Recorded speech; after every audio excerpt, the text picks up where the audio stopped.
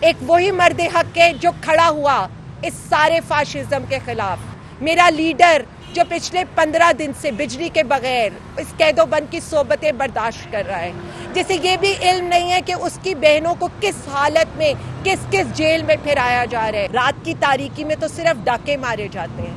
اور ڈاکو ہی سرگرم عمل ہوتے ہیں، اور آخر بڑی دھوم سے نکلتے ہوئے جمہوریت کا جنازہ، آئین کا جنازہ، قانون کا جنازہ آپ سب نے دیکھا۔ 9 اپریل کے بعد جو فسطائیت کا بازار پاکستان تحریک انصاف کے ساتھ کیا گیا، ہر ظلم کیا گیا، ہر جبر کیا گیا، للہ و انا الیہ راجعون، کیونکہ رات کی تاریکی میں جو کام ہوتا ہے وہ کام کیسا ہوتا ہے یا آپ کو بھی پتہ ہے، کیونکہ ہم تو بچپن سے ایک ہی بات سنتے تھے، رات کی تاریکی میں تو صرف ڈاکے مارے جاتے ہیں اور ڈاکو ہی سرگرم عمل ہوتے ہیں۔ تو آپ نے دیکھا ہے کہ کل سکولوں کی چھٹی تھی، کاروبار کی چھٹی تھی، تاجروں کی چھٹی تھی، آفیسز کی چھٹی تھی، لیکن ایک ہی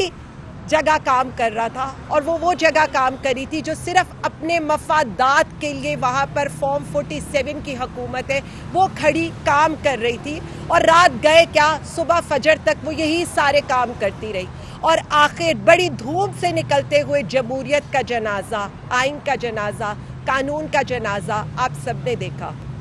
افسوس تو صرف اس بات پر ہوا کہ رات کے 12 بجے نہ کوئی سپریم کورٹ کھلی، نہ کوئی ہائی کورٹ کھلی، اور اسی طرح سے ہم نے آئین اور قانون کو دفن کر دیا۔ پاکستان تحریک انصاف نے، ہمارے کچھ ہیروز نے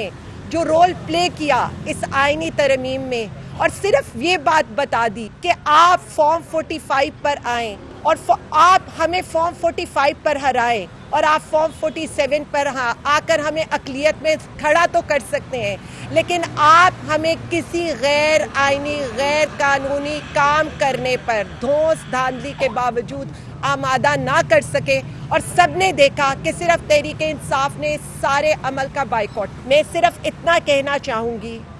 اپنے ججز سے، اپنے وکلاء سے، 9 اپریل کے بعد جو فسطائیت کا بازار پاکستان تحریک انصاف کے ساتھ کیا گیا، ہر ظلم کیا گیا، ہر جبر کیا گیا، میرا لیڈر جو پچھلے 15 دن سے بجلی کے بغیر اس قید و بند کی صحبتیں برداشت کر رہا ہے، جسے یہ بھی علم نہیں ہے کہ اس کی بہنوں کو کس حالت میں کس جیل میں پھرایا جا رہا ہے، جس کی ملاقات اس کی اہلیہ سے بھی نہیں کرائی جا رہی، جسے اخبار بھی نہیں دیا جا رہا اور معیاری کھانا بھی نہیں دیا جا رہا، جو بیسک ہیومن رائٹس کی نیسیسٹیز کے بھی بغیر ہے۔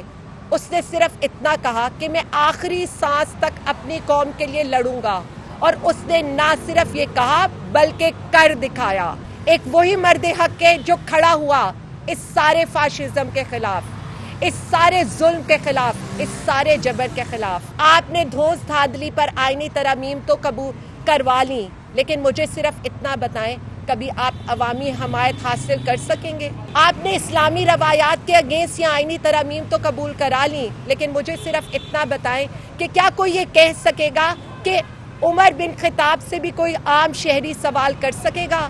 یا حضرت علی کو بھی کوئی کٹہرے میں کھڑا کر سکے گا؟ میں صرف اتنا کہہ دوں، ہم مایوس نہیں ہیں، کیونکہ میرا لیڈر جیل میں بیٹھ کر بھی جیت گیا، اور آپ دھوس دھاندلی سے یا آئینی ترامیم کر کے بھی ہار گئے، کیونکہ یہی سب کچھ بنگلہ دیش میں بھی ہوا تھا۔ وہاں کی بھی حسینہ واجد طلبہ کو شرپسند کہتے کہتے خود انہی کے ہاتھوں ذلیل ہو کر اس ملک سے گئی تھی، اور بالکل یہی حال آپ کے ساتھ بھی ہونے والا ہے۔ اپنے اقتدار کو دوام دینے کے لیے جس طرح کی آئینی ترامیم، جس طرح کی دھوس دھاندلی آپ نے اس ملک پر مسلط کی ہے، تو میں آپ کو صرف اتنا بتا دوں، اس کے باوجود بھی نہ آپ اپنا اقتدار بچا پائیں گے، نہ آپ عوامی حمایت حاصل کر سکیں گے، اور نہ آپ عزت حاصل کر سکیں گے، کیونکہ آپ ذلیل و خوار تو ہو چکے ہیں۔ رات کے اندھیرے میں جو آئین پر شب خون مارا گیا ہے، ہم اس کے خلاف تحریک کا اعلان بھی کریں گے، آواز بھی اٹھائیں گے، ہر فورم بھی استعمال کریں گے، چاہے آپ ہمیں ملٹری کورٹس میں لے کر جائیں،